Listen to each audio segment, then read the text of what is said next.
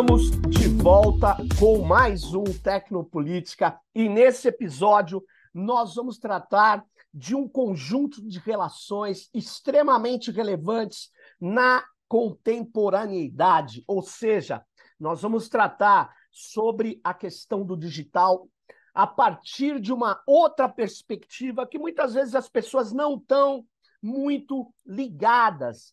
E para tratar desse tema, deste episódio, que nós chamamos de máquinas automágicas, que tem a ver com a tese defendida pelo Luiz Henrique Gonçalves, que está aqui com a gente. É um prazer estar aqui com o Luiz Henrique, que é doutor em Psicologia Social pela PUC São Paulo e pesquisador de saúde digital na Fiocruz. Eu vou agradecer de antemão aqui o Luiz Henrique por estar aqui com a gente para tratar desse tema que é extremamente relevante. Então, para não perder muito tempo, a gente vai tratar do digital sob uma perspectiva crítica, das mediações. E nós vamos, então, começar com uma pergunta, que é a pergunta fundamental. Luiz Henrique, o que são máquinas automágicas? Valeu, Sérgio. Obrigado pelo convite de estar aqui com vocês. O teu programa é uma referência para mim, para muitos outros pesquisadores, para muitos estudantes, né, dessas áreas críticas sobre tecnologia. Então, agradeço a oportunidade de estar aqui contribuindo, né?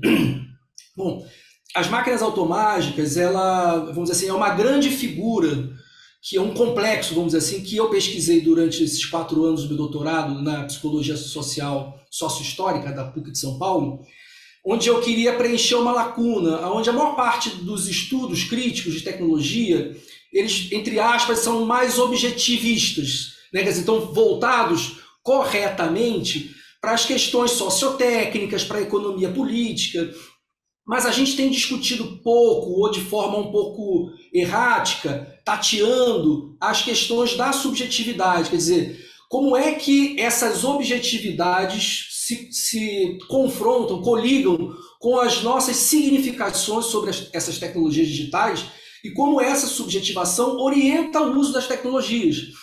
Então, eu parto assim de perguntas muito simples que todos nós já fizemos como usuários ou pesquisadores. Quer dizer, como e para que as tecnologias digitais são tão necessárias e cativantes? O que muda efetivamente? Porque como tudo muda, de certa forma, um pouco lentamente, todo dia um pouquinho, às vezes a gente perde a noção de como a realidade humano-social muda com as tecnologias digitais, né? E como é que a gente interpreta e vive a partir disso, né? Para essa pesquisa, eu comecei aonde tudo começa para o usuário, que são as interfaces dos dispositivos digitais, né? E aí eu fui estudando a literatura do design de UX, design da experiência do usuário, user experience, né?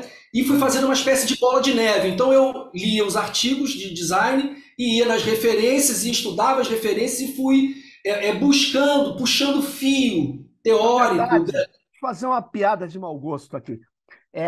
Todos os termos de uso eles falam, mas nós fazemos isso para melhorar a sua experiência.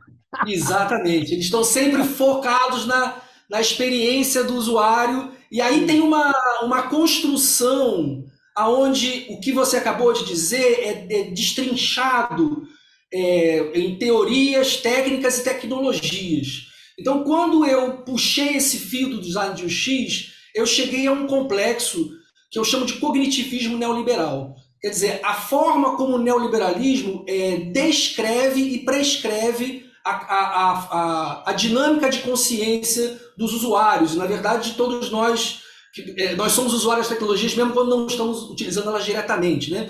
Então, esse cognitivismo neoliberal ele começa com um dos autores, Dan Ariely. Ele escreveu um livro chamado Previsivelmente Irracional.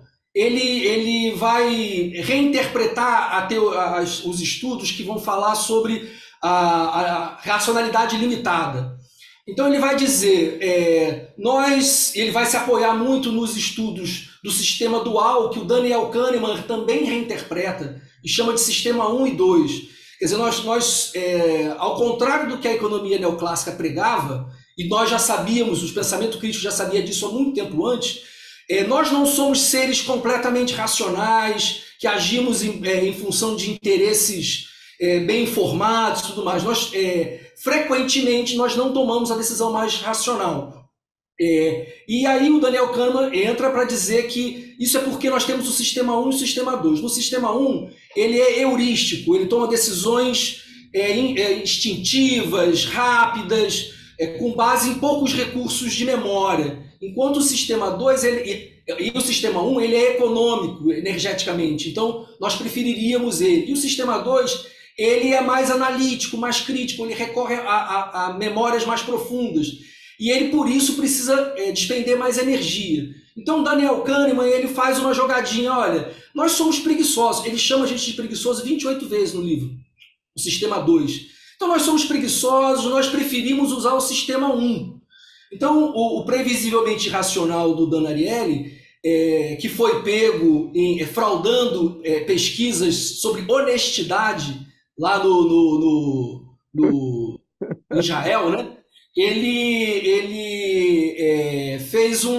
vai dizendo que não só é possível prever quando nós vamos errar, como é possível desenhar esse erro, né? E aí, porque nós somos frágeis cognitivamente, Thaler e Sustein, eles vão dizer que nós precisamos do paternalismo libertário.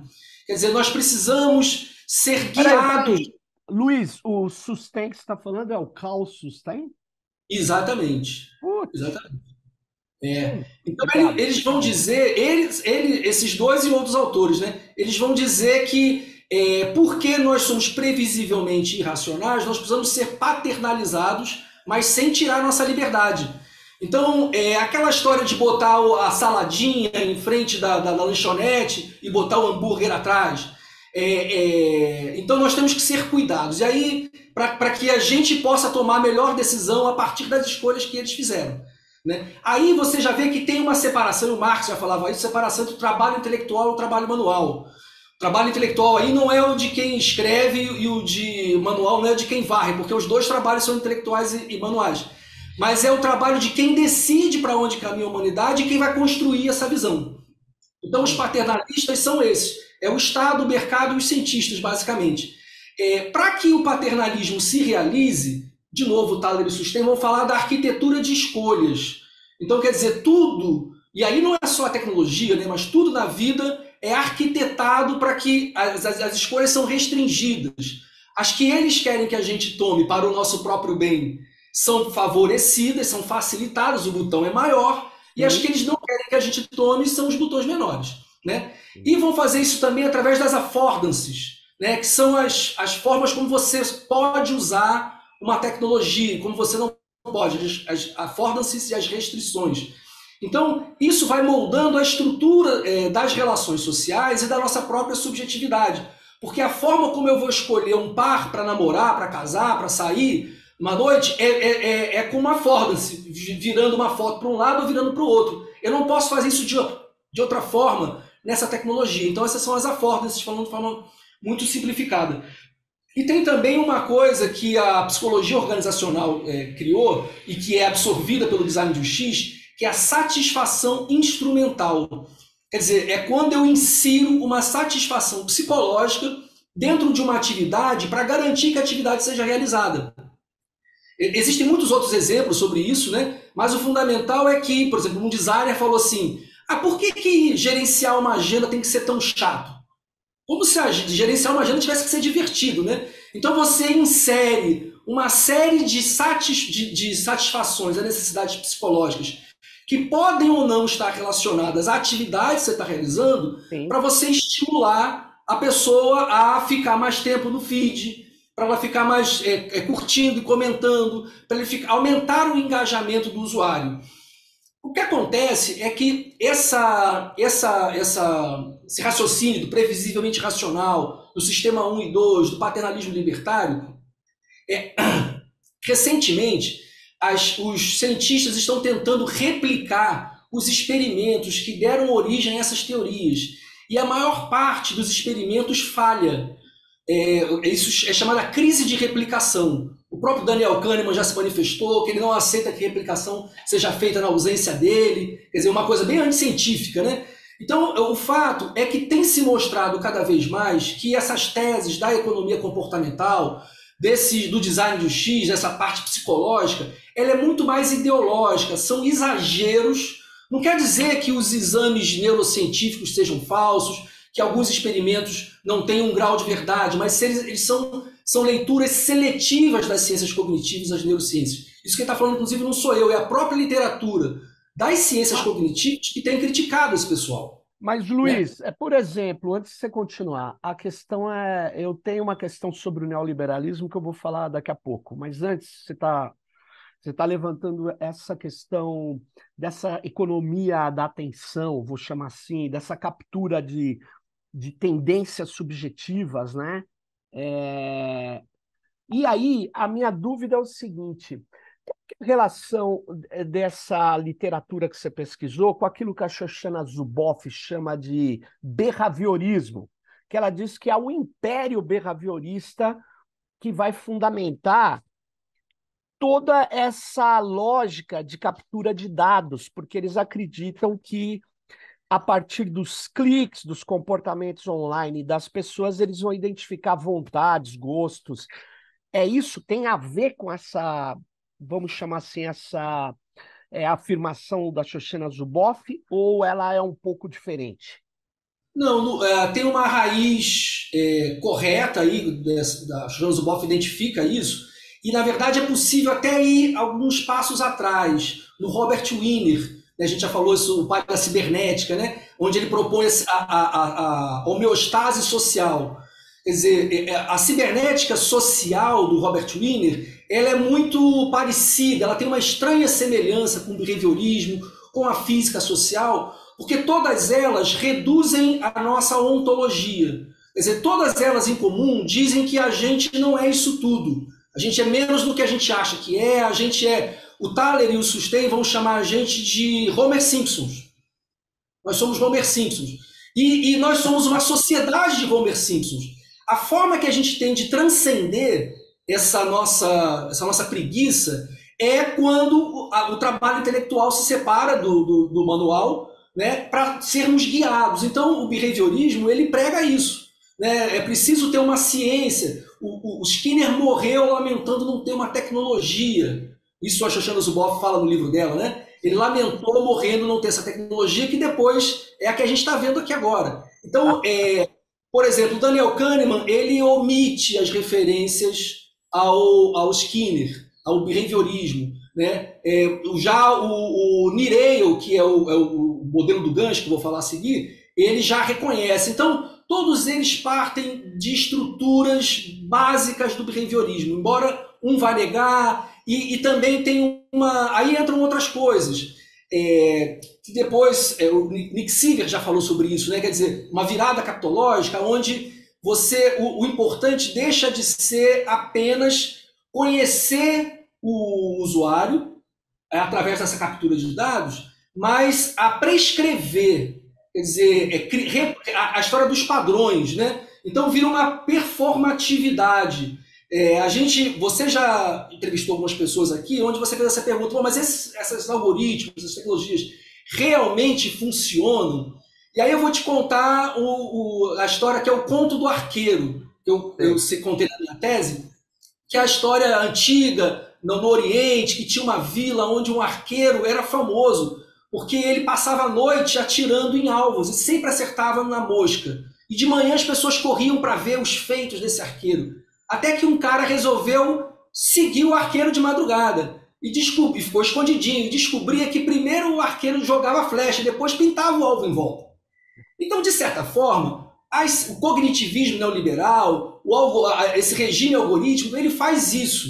Né? Ele cria as próprias condições, né? Através, por exemplo, das affordances, dessa arquitetura de escolhas. Eles vão criando as próprias condições, eles vão eliminando as alternativas e aumenta a probabilidade do que eles propuseram se torne verdade. Na verdade, a expressão popular disso que você falou no Brasil é engenheiro de obra feita.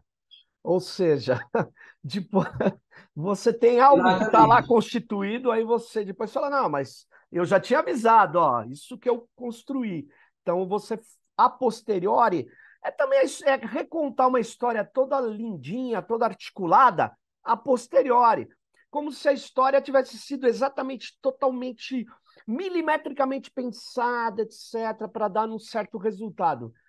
É você atirar flecha e pintar o alvo depois, né? Exatamente. E aí, o resultado da intenção dos desenvolvedores, ela aparece como se fosse uma realidade dada, inclusive para os próprios desenvolvedores. E quando eu estou chamando aqui desenvolvedores, não é o dev, não é o programador ou o designer, Sim. porque esse também é um descaminho para a gente achar que é um artista que está ali fazendo as coisas. Na tese eu chamo o desenvolvedor do designer, do programador, o psicólogo, o matemático, o engenheiro, o advogado da empresa, o administrador capitalista e, principalmente, o investidor. São todos esses atores que juntos desenvolvem todas as tecnologias. Né? De uma certa forma, o design de UX ele é decidido por todos esses atores desde o investidor capitalista até a ponta o designer. Agora, aí é que entra o chamado modelo do gancho. O modelo do gancho é o padrão ouro de aplicação do cognitivismo neoliberal, criado por esse psicólogo, designer de UX e investidor de capital de risco chamado Nireio. Niel. Ele escreveu o livro Hooked, né? Então, o que ele diz? Que ele é muito franco. Né? Ele diz o seguinte: as mercadorias digitais não estão aqui para resolver as necessidades dos usuários. O que a gente quer é provocar uma coceira no usuário e o aplicativo coça essa coceira. Então, como é que ele faz isso? E aí você fica preso, você fica habituado a um circuito dopaminérgico, e aí é muito mais difícil sair desse circuito dopaminérgico, porque a gente está falando de alterações na própria estrutura neuroquímica. Né? Alguns caminhos neurológicos são desestimulados e outros superestimulados. Então você vai criando hábitos que não são só comportamentais, quer dizer, de saída. Né? Eles são de processamento. Então esses hábitos são de processamento neuroquímico, de certa forma. Então por isso que é difícil, às vezes, separar. Você quer pegar o telefone do Sérgio Amadeu no Zap, mas aí tem um monte de Zap, você começa a olhar, clica num link, vai para outra janela, né? Então aí são esses desenvolvedores disputando a nossa atenção. E aí o Nireio ele cria uma receita para isso, né? De 4 passos. O primeiro passo são os gatilhos. Então, quer dizer, dado que essas big techs, essas grandes empresas, têm uma abrangência tremenda, eles conseguem disparar milhares de gatilhos para todos nós. Então, eles vão associando eventos da vida a necessidades psicológicas. Então, se acontecer um acidente na rua, eu vou querer tirar um selfie, porque, quer dizer, tem um gatilho ali que é de valorização social, de ganhar like e tudo mais. Então, as circunstâncias da vida são associadas às necessidades que são esses gatilhos. O segundo, então ele tem que dizer, o Chris Noder, que escreveu o livro Evil by Design, ele fala assim: provoque o medo no seu usuário. Ele está escrito no livro dele: provoque o medo e venda a solução. Né? Então, quando o gatilho é acionado, o segundo passo já tem que estar na boca, que são as ações do usuário. Quer dizer, quando eu vejo um evento, eu não posso, e quero tirar uma foto, eu não posso ficar logando, dizendo sim, não, eu sacudo o celular e ele abre a câmera. E eu posso tirar foto. Eu rapidamente entro lá no Instagram e já entro na parte da foto. Então a ação que vai possibilitar a coçada na coceira tem que ser imediata. O terceiro passo são as recompensas intermitentes, onde entra a questão da dopamina. Então, quer dizer, aconteceu um evento, um pôr do sol, qualquer coisa, eu tirei a foto, fiz um comentário, eu vou ganhar 50 curtidas. Aquilo ali me deu um banho de dopamina, de motivação, porque eu vou querer repetir aquilo. Só que na segunda vez eu ganho 5, na terceira eu ganho 0, na outra eu ganho 10. E aí Nireio vai reconhecer a influência do behaviorismo. Né? Então, isso aí nada mais é do que Skinner. Né? Então, essa oscilação que esses gatilhos provocam na produção de dopamina, porque, num certo momento, a dopamina vai cair a um nível subfuncional com o gatilho. Eu preciso disso, cadê? Poxa, não sei o que. Por que eu só ganhei 5 likes? Eu vou abrir mais um botão da minha camisa para aparecer mais o meu decote. Né? No caso das meninas, é um caso muito grave. Né? O próprio Facebook, a Moira Burke, que é uma das principais cientistas, psicólogas do Facebook, da Meta, ela vai reconhecer isso, né? Então, as recompensas são intermitentes, justamente para que a gente sempre fique insatisfeito, mas você tenha referência de que aquilo pode acontecer de novo, você fica ali. E aí entra o principal, que é o quarto passo, que o Nireio chama de investimento. Ele fala literalmente o seguinte: é o momento onde o usuário faz um pouco de trabalho para você, o desenvolvedor. Então, esse ponto foi muito interessante. Como se fosse um hiperlink, eu cliquei nesse investimento e vi o que tinha dentro. E aí a gente depara com o trabalho de usuário. Né? Todos esses 3 passos iniciais, eles objetivam a criação de hábitos. Então, eu sempre vou no Instagram. Né? Estava vendo aqui agora uma pesquisa agora de manhã, adolescentes chegam a ficar 8 horas por dia nos dispositivos digitais nos Estados Unidos, no Brasil também, né, uma quantidade de horas semelhante. Sem dúvida. Então, quer dizer, você fica habituado, né, você se sente fora, né, o FOMO, né, medo de ficar de fora, né? Então eu tenho que estar ligado ali. E então, o que eu descobri é que é muito mais do que economia da atenção.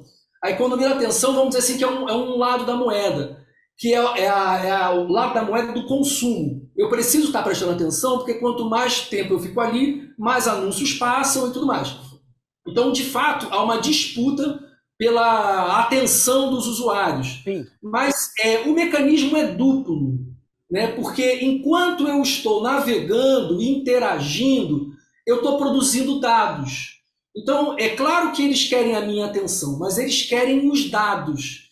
E aí entra uma coisa assim que o Christian Fuchs e outros autores, eles, na minha opinião, eles cometem um equívoco quando dizem assim: nós trabalhamos de graça para as plataformas, 100% exploração. Na verdade, assim, não, como você citou nos termos de uso, não há trabalho de graça. Exploração há, mas não há trabalho de graça, porque nós estamos recebendo uma mercadoria, tem um valor de uso. E aí, para a psicologia social, sociohistórica, não importa se é joguinho, se é vídeo de fofoca, se é um artigo acadêmico. Para o sistema, para o cognitivismo neoliberal, para o capitalismo de dados, não importa se a sua necessidade é do estômago ou da imaginação. Então, peraí, deixa eu só entender. Então, você está dizendo que tem toda uma corrente que fala que, sem dúvida, tem um trabalho não pago. Você está dizendo que não é um trabalho. Você está dizendo é um trabalho. É um trabalho. Você está dizendo que é pago. Agora, é isso que eu queria entender. É um trabalho pago e ele paga, que é a plataforma paga, né? Ou a empresa, a corporação que você está acessando, ela te paga com aquilo que te emociona, te prende atenção, te dá esses estímulos. Ou seja, ela está te entregando algo e esse é o pagamento por ela obter o seu trabalho, né? Que pode ser de variadas formas, melhorando o algoritmo dessas plataformas e também. Mas e a entrega de dados? A entrega de dados você qualifica como nesse circuito? Então, aí o que é a partir do Grundrisse, do Marx, eu chamo eu uso um termo que ele trabalha ali, que é a falsa troca simples. Então parece, porque o que acontece? Às vezes, nós que estamos pesquisando as tecnologias, nós não lemos termos de uso. Os termos de uso são uma aula. Eles são uma aula. Está tudo ali. Né? 97% dos usuários, 95% dos usuários, né, as pesquisas variam um pouco, não leem os termos de uso. Mas os pesquisadores deveriam ler, porque está tudo escrito ali. Então ele é muito claro assim: o software que você quer usar, que você precisa, é meu. Eu deixo você usar o meu software se você deixar eu me apropriar dos dados que você vai produzir durante o consumo do meu software. Essa é a primeira questão. A segunda é o seguinte: esses dados, eles não são uma decorrência, eles não são uma consequência, eles não são um efeito colateral. O aplicativo está ali para isso. Isso, para coletar dados. 97% dos aplicativos da Play Store são gratuitos. Então, como é que pode isso? Quer dizer, o que eu estou querendo dizer é que existem alguns aplicativos que são inventados fortuitamente para lidar com necessidades psicológicas. Luiz, deixa eu te contar uma coisa. Eu estava lançando, era uma coisa meio estranha, mas eu estava lançando o livro Tudo Sobre Todos, que é digital, né? Mas a Edições Sesc São Paulo resolveu lançar na Feira do Livro de Paraty. Bom, um livro digital tem 1000 restrições, mas era a linha, né? Fazer só digital. Eles pediram lá, enfim, e a gente lançou lá. E aí teve um debate, eu expus, né, a lógica desse mercado de dados, né, na época. Esse livro já é um pouco antigo. Quando eu terminei esse debate, veio um rapaz e falou assim para mim: cara, eu sou dono de uma empresa que faz o que você disse. Eu falei: o que que eu disse? Ele falou exatamente o que você falou agora, Luiz. Eu crio uma série de aplicativos, era antes da lei de proteção de dados, tá? Eu crio um monte de coisas porque as pessoas usam, me entregam os dados, eu vendo por um broker, por um, vamos dizer, corretor de dados que vê que empresas têm interesse nesses dados. Então, na verdade, ele inventa aplicativos, não é pelo aplicativo, olha que legal esse aplicativo. O aplicativo, só reforçando o que você falou, é feito para coletar dados, e não o Exatamente. contrário, que ele coleta Exatamente. dados como um efeito colateral ou um benefício extra, não. Ele é feito para isso, né? É o Pokémon Exatamente. Go, Pokémon Go. Ele é feito para coletar dados, né? O Exatamente. Pokémon é porque atrai as pessoas veem Pokémon, é isso, mas é impressionante É, isso, né? E aí, isso está o tempo todo ligado àquilo que eu falei do modelo do gancho, dos gatilhos. Então, quer dizer, por exemplo, uma coisa que foi reinventada com as novas tecnologias é a ideia de tédio. Como é que era o tédio há 40 anos atrás, 50 anos atrás? Nem tudo Boa. que é entediante hoje era entediante no passado, mas o engatilhamento do interregno, né? De você entrar num elevador, de você ficar sentado ali esperando alguma coisa, que você resolvia isso de muitas outras formas, agora é entediante.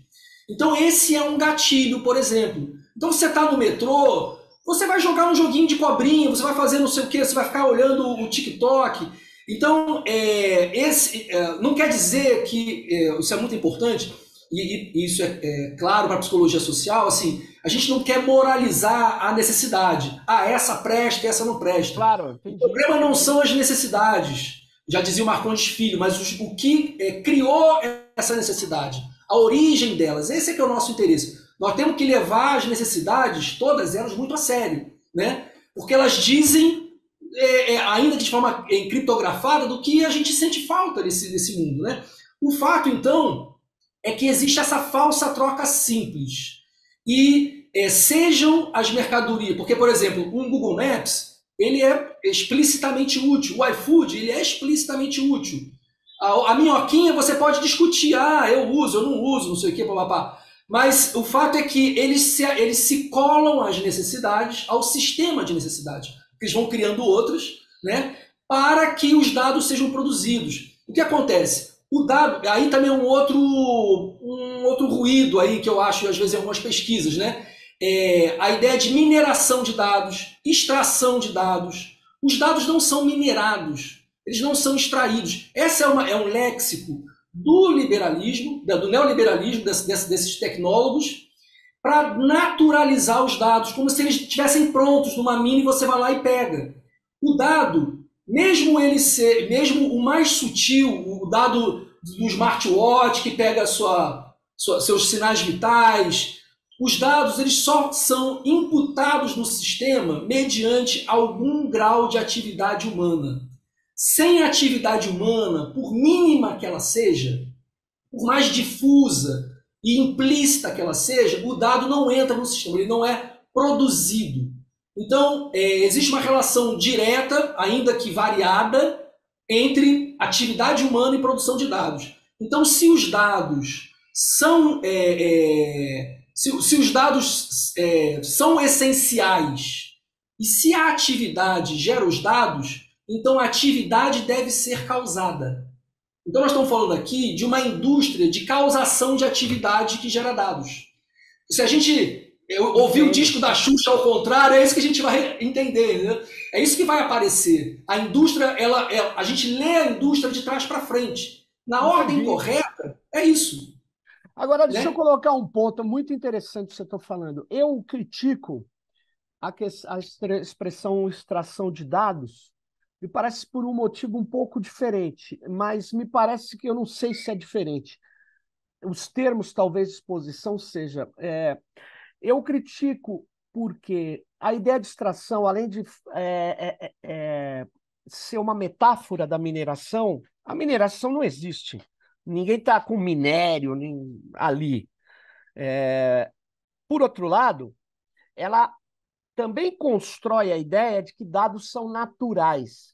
Eles existem, nós estamos só coletando. Então, extraindo, né? O dado, qualquer que seja, ele depende de uma invenção de um dispositivo de coleta. Aí você fala assim, não, mas nem sempre, porque eu entro numa sala de aula, tem 30 pessoas. Eu conto sem nenhum mediador que não seja a minha visão e minha capacidade cognitiva. Mas aí é que tá, existe a linguagem, a aritmética, uma série de outros elementos que vão me permitir identificar aqueles 30 elementos que estão na sala. Sem aritmética, que você também vai ter uma polêmica, ela é natural, tal. Não, ela é uma invenção humana. Então, a linguagem é uma invenção humana e a câmera que capta a minha biometria é uma invenção humana. Ou seja, são invenções. Isso aí que tem um ponto. Eu não sei se a máquina também vai inventar dispositivos, e aí, a máquina inventada pelo humano, inventando dispositivo, um novo, tá, de captura, esse dispositivo, ele também é humano? Claro que ele veio de uma máquina feita por humano, mas as relações que vão se fazendo é um problema, mas eu não entrei nesse detalhe, que não é bem um detalhe, é um problema, né? Mas a questão é, a naturalização da criação de dados, ela é muito complicada, porque nenhum dado é Exato. natural. Nenhum dado é natural. É isso que eu quero dizer, ele é sempre inventado. Mas aí eu falo outra coisa que eu queria te falar. Cara, a ideia de coleta também, de colheita, tal, são metáforas com a natureza. E eu, sempre que posso, denuncio isso, mas também não vou, acabo utilizando os termos, né, de colheita, coleta, porque é muito difícil, né, quando você fala criação e você dá outros termos, a gente precisa disputar os termos, mas então um grupo grande de pessoas passar a utilizar outros termos, e não colheita, extração. É complicado, não é? Então, aí de novo entra a psicologia social, né? Porque é a forma como a gente significa isso vai guiar a nossa forma de usar, né?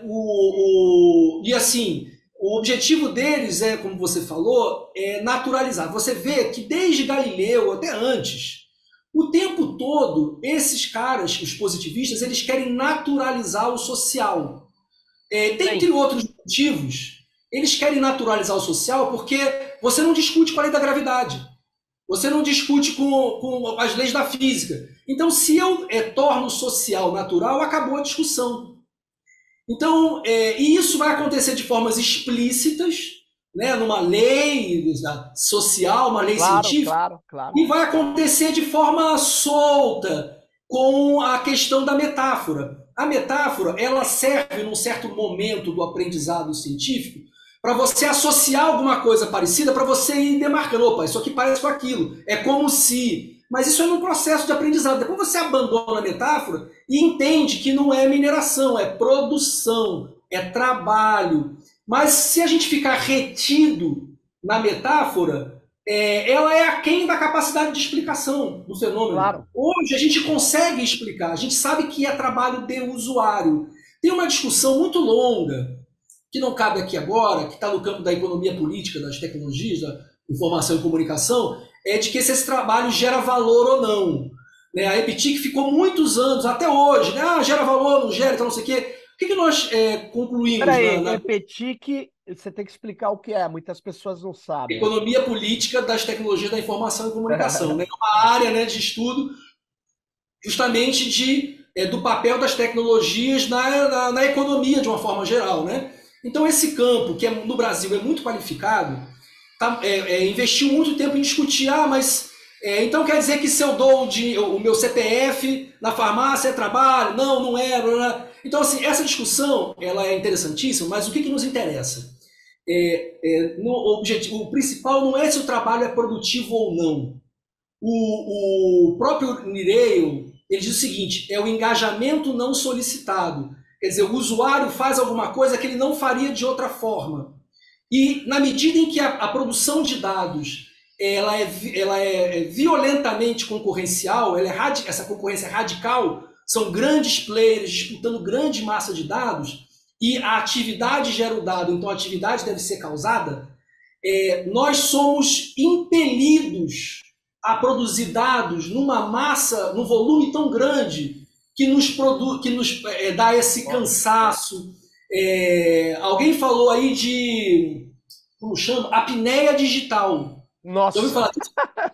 não, A apneia mas é digital é o bom. seguinte, o uso dos aplicativos nos mantém num estado de atenção tão grande que ele é similar a outras atividades de tensão. Então, o corpo, quando está numa situação de ameaça, que precisa tomar, a gente retém a respiração. Isso tem uma série de efeitos químicos, né, que nos propicia a ação e tudo mais. Então, foi identificado que nós prendemos a respiração quando a gente usa os aplicativos. Então, veja bem, e aí o olho, você não pisca o olho, você tem uma série de coisas, problemas ortopédicos, né, coluna, por aí vai. O fato é que seja produtivo ou não, produtivo no sentido que o Marx fala, né, se produz valor ou se não produz valor, né, que depois vai virar dinheiro aí num certo momento. Mas o que importa não é isso, o que importa é que quando nós somos impelidos a fazer o que não faríamos de outra forma, nós estamos trabalhando sem saber, isso distorce a atividade, distorce a subjetividade. Isso é fonte de sofrimento psíquico, de sofrimento social. Então, para nós, só para concluir, para nós o fundamental não é se é produtivo ou se não é que é um trabalho explorado, né? Embora ele seja permeado de satisfações instrumentais, de coisinhas que piscam, de estrelinhas, de parabéns, mas isso é fonte do que o Marx chama de estranhamento. O estranhamento, né, quer dizer, essa incompletude que o sistema capitalista nos dá, ele pode ser traduzido no feed eterno, que a gente está sempre passando e nunca está satisfeito. Claro. Então, isso para nós, esse trabalho é que é o principal. Agora, quando então a minha filha está numa balada? Eu já falei isso aqui algumas vezes nesse Tecnopolis, não hoje, mas quando ela está numa balada e aí ela abre o celular e começa a fotografar e chamar a gente, porque aí está dando, primeiro, conteúdo para a plataforma, segundo, avisando as pessoas que tem uma balada, terceiro, propagandeando aquela balada. E ela está dando dados para essa empresa, ela está se divertindo. Se eu falar para ela que ela está trabalhando, eu estou dizendo ela. Ela vai falar, eu estou na balada. Só que ela está gerando, na verdade, dados que são precificáveis, portanto, ela está criando elementos que vão aumentar a lucratividade da empresa. Segundo, ela está também criando audiência, trazendo gente para ver, e, portanto, isso também vale dinheiro. Agora, dificilmente, pelas teorias do Marx, isso seria trabalho produtivo. Só que gera dinheiro, gera riqueza. Então é preciso dar uma mexida nessa teoria, não? Não, na verdade, assim, a pesquisa eu fiz com o capital do lado, né? Estudando isso. Então, assim, o Marx ele vai falar do trabalho da sua forma simples, primeiro, a forma universal. O que é o trabalho da forma universal? Ele é a produção de um produto ou de um efeito útil. Né? Quer dizer, a questão da utilidade é a finalidade do trabalho, qualquer tipo de trabalho. Né? No capitalismo, o trabalho ele já tem uma forma complexa. E o Marx dá ênfase, na época, no século XIX, ele deu ênfase ao que realmente era determinante, que é o trabalho produtivo, que produz valor, né, na forma de um objeto físico. Mas ele também falava, lá no capítulo 6 inédito, em outras coisas, ele vai dar o exemplo da cantora. Uma cantora que canta por conta própria não é trabalho produtivo. Mas se eu tiro essa cantora lá do ambiente dela e coloco no meu ambiente, cobro o ingresso, e ela vai ter que trabalhar para mim tantas horas, aquilo é trabalho produtivo. E aí o que o Marx fala? Essas outras formas de trabalho produtivo, de serviços, onde a mais-valia acontece no ato do serviço, e no século XIX ele dizia, isso é periférico, isso é irrisório, não vou prestar atenção. No século XIX era irrisório, sim. Né? E aí, só que ele não negou essa possibilidade, ele deixou isso lá muito claro. Agora, a forma do usufruto do produto mudou. Né? Agora, eu não levo o software, não é uma coisa que eu tiro da empresa, eu alieno a empresa. Na troca de mercadorias, alguém sai alienado de uma coisa e troca da alienação da outra. A mercadoria pelo dinheiro. Então não existe mais isso. O produto, agora o usufruto é remoto, vamos dizer assim. Né? O software não é meu, ele está aqui instalado no meu celular, mas ele não me pertence. A hora que a empresa quiser tirar, ela tira. Ela muda. Né? Tanto é que essas coisas se chamam licença de propriedade. Exatamente. Você não paga, não é um carro. Eu dei o dinheiro para você, eu posso nunca mais te ver na vida. Está tendo a relação simples, a troca, dinheiro pelo carro. Aqui não. O software então, o que acontece? Sempre vai ser da empresa de software. O Marx estava preocupado na composição entre a forma simples e a forma complexa do trabalho. E aí, uma outra coisa que ele fala é o seguinte, e aí outros autores do século XX, no século XXI vão desenvolver. Cada vez mais, o trabalho produtivo, para acontecer, depende do trabalho improdutivo. O trabalho que não produz valor. Então, quer dizer, existem outras atividades que são atividades de reprodução do sistema como um todo e reprodução da própria capacidade produtiva. Então, assim, às vezes, é difícil demais você dizer assim, esse tipo de uso da plataforma é produtiva, esse não é. Porque elas estão muito mescladas. E, reforço, essa discussão é importante? Sim. Mas ela não anula o fato de que produtivo ou não produtivo, ele é um trabalho no sentido, na forma simples, ou seja, é uma atividade entre uma pessoa e uma ferramenta que vai gerar um efeito útil ou um produto, no caso vai gerar dado. Isso é previamente idealizado, então os desenvolvedores, eles previamente idealizaram esse esquema no qual, no final, vai gerar o dado. O dado não é uma consequência aleatória. Já que saiu, vamos aproveitar. Não. Tudo é construído para gerar o dado. Tudo é construído para gerar o produto. E se o produto depende da atividade humana, aí acontece o que na tese eu digo o seguinte, é a diluição do trabalho pela e na diversificação e intensificação das práticas de consumo. Então o trabalho fica espargido, ele fica camuflado, ele fica codificado nas atividades de consumo. Então eu crio atividade de consumo porque o trabalho está embutido nele.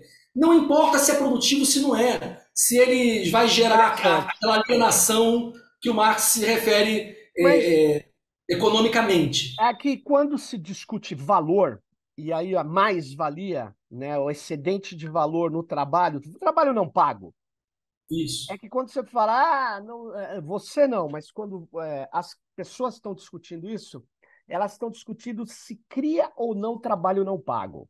E cria.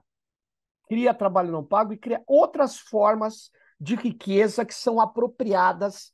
Até porque, ao contrário dos marginalistas, dos economistas neoclássicos que o Marx combatia, a teoria do valor deles, o valor utilidade, que o valor é o Jevons, lembra do copo de água no deserto? Copo de água no deserto vale mais que um diamante e aquelas coisas. Por quê? Porque a definição do valor é no ato de consumo. E o Marx, a definição de valor vem da produção, o tempo socialmente necessário, etc, etc. Algo acontece aí no meio do caminho que a gente fica discutindo é, uma coisa que é assim. Agora, o grosso da economia vem dos serviços, vem desse trabalho que é muito difícil definir, que você descreveu muito bem, esse trabalho de geração de dados, que ao mesmo tempo a pessoa não sabe que está. É uma hiperalienação. Sei lá como classificar isso, porque ele nem. Cara, ele nem sabe, porque uma coisa, eu estou indo para um trabalho, uma unidade produtiva, uma fábrica, e eu posso, claro, sou alienado do produto final do meu trabalho, mas não é nem isso. Você usou um termo, eu esqueci agora, de que eu não percebo isso.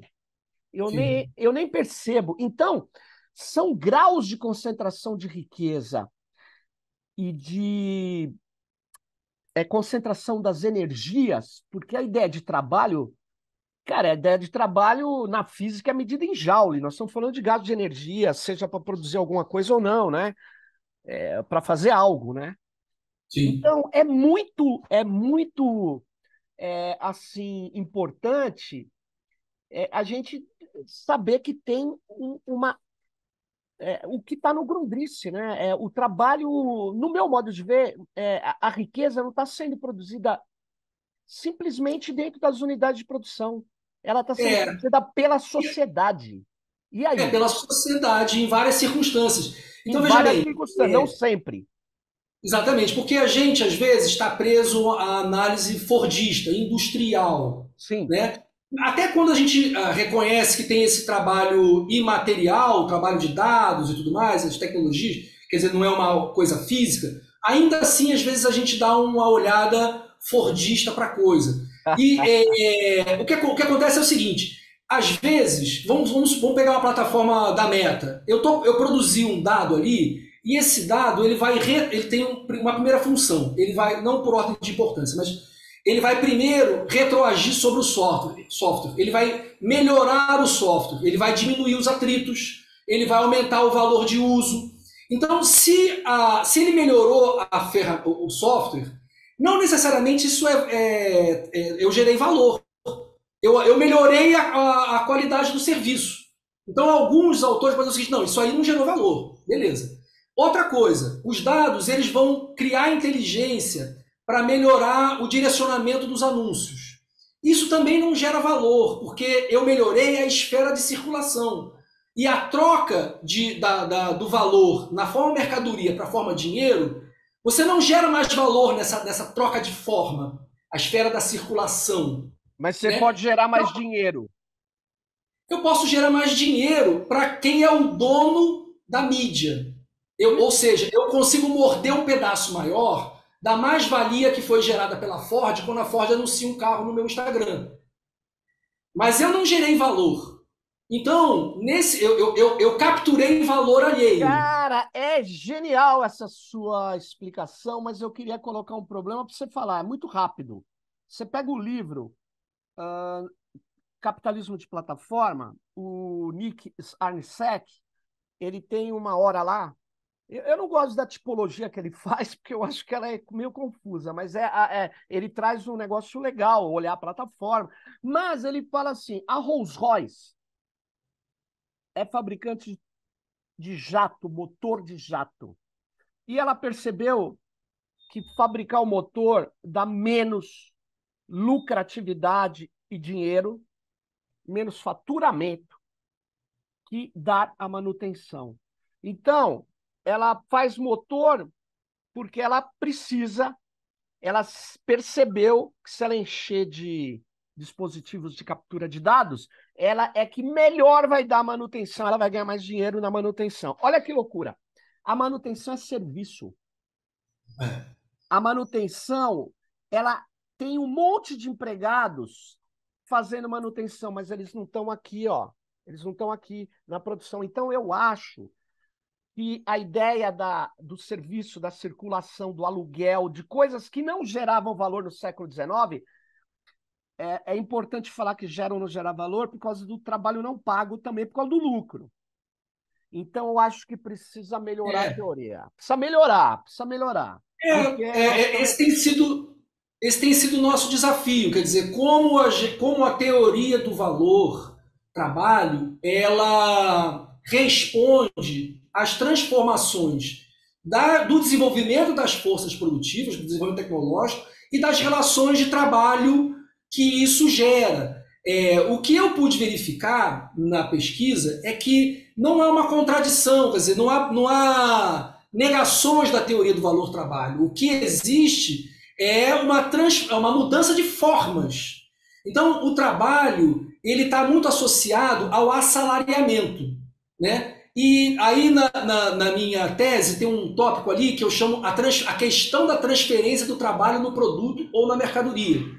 Então, onde eu vou analisando os hardwares, os softwares, os trackers, todos os softwarezinhos que ficam absorvendo, são máquinas, vamos colocar de uma forma simples, esses softwares, eles são uma espécie de máquinas que se acoplam às máquinas que satisfazem a nossa necessidade. Então, o feed, ele é uma mecânica, vamos dizer assim, né, onde eu vou clicando e vou satisfazendo a minha necessidade. Esses trackers, esses vários softwarezinhos, eles são máquinas que se acoplam a essa máquina. E aí, esse acoplamento é que gera o dado. O dado não está sendo minerado, não está sendo colhido, está sendo produzido. Vou te dar um exemplo, Sim, fala. Que é o seguinte, você deve conhecer esse browser chamado Brave. Sim. O Brave é um dos browsers, né, um dos navegadores mais seguros que tem, porque ele tem uma alta capacidade de proteger, de impedir esses softwares que se acoplam que vamos chamar de coleta de dados. Só que se você coloca o Brave no nível máximo, você não consegue usar uma série de sites. E aí, de novo, aí é a falsa troca simples. Quer dizer, se eu não te produzo dados, você não tem direito de usar. Isso é um exemplo empírico. Né? Luiz, teve uma pessoa, uma vez, num desses debates, me falou, e se a gente proibir eles coletarem o dado? Eu falei, acabou o capitalismo. Vai ter que usar cartão de crédito. Não vai poder usar cartão de crédito. Nada. Agora, nós chegamos aqui há mais de 50 minutos, Luiz, e nós nem tratamos... Nossa, eu vou precisar... Você precisa responder rapidamente aí. Um avant-première, um resuminho, na verdade, um sumário. Você tem que falar o seguinte, sintetiza o que são máquinas automágicas. Então, eu tive que explicar por último, né? Quer dizer, esse complexo que começa com os desenvolvedores, que tem um papel dramático da psicologia, os psicólogos jogam um papel forte nisso. A gente falou ali um pouco da mente estendida, né? Quer dizer, as máquinas ampliam a nossa capacidade de estar no mundo, de sermos humanos. A mente estendida, as tecnologias digitais, elas aparecem por meio de tudo isso que a gente discutiu aqui, de uma forma fetichizada, de uma forma enfeitiçada, de uma forma criptografada. Essa maquinaria que nos faz trabalhar, enquanto nos divertirmos, isso são as máquinas automágicas. Então, é um sistema de trabalho e necessidade, de última instância, de um trabalho alienado, não no sentido da alienação econômica, mas do que o termo entfremdung que o Marx usa no Capital, estranhamento. o alheamento, a desconexão, Sim. né? Então, ao mesmo tempo em que quanto mais nós interagimos com as máquinas automáticas, mais desconectados nós ficamos.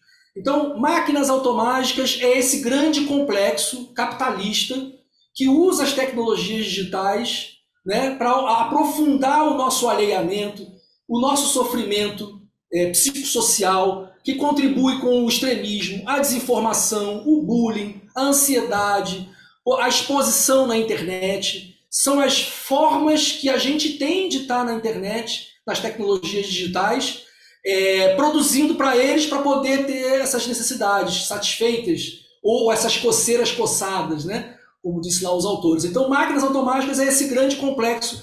Quer dizer, eu usei a categoria do fetiche da mercadoria para interpretar essas tecnologias digitais e aí surge essa grande figura das máquinas automáticas. Muito bem, Luiz. Bom, como vocês devem ter notado, a gente começou a tratar de uma questão, tinha várias questões, como a ideia de mente estendida, mas vai ficar para um próximo episódio. Então, Luiz, muito obrigado aí pela sua participação aqui, mas foi muito Eu que bom para agradeço. as pessoas terem uma noção inicial dessa pesquisa que você fez e dos temas que você traz sobre a identificação do fenômeno, né? Entender, ou compreender esse fenômeno que nós estamos vivendo aqui, né? E que você traz brilhantemente a partir da psicologia social. Então, pô, Te muito agradeço. obrigado. E todas e todos aí, fiquem ligadas e ligados no próximo Tecnopolítica. Bye.